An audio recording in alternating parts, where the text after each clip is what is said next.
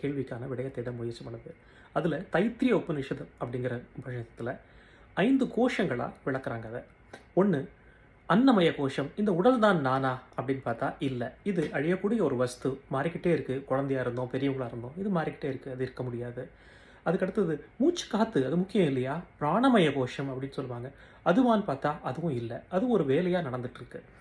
அடுத்து மனசு, அதுதானே எல்லாத்தையும் சிந்திக்குது, மனோமய கோஷம் அப்படியான்னு பார்த்தா அதுவும் இல்லை, ஏன்னா அது மாறிக்கிட்டே இருக்குது. புத்தி, அறிவா, விஞ்ஞானமய கோஷம் அப்படின்னு சொல்லுவாங்க, அதுவும் இருக்க முடியாது. ஏன்னா நம்ம எப்போனா அறிவை பெருக்கிக்க முடியும், மாற்றிக்க முடியும்.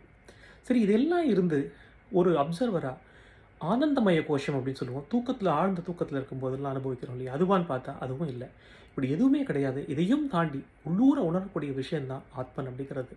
அன்னமய கோஷம், பிராணமய கோஷம், மனோமய கோஷம், விஞ்ஞானமய கோஷம், ஆனந்தமய கோஷம்.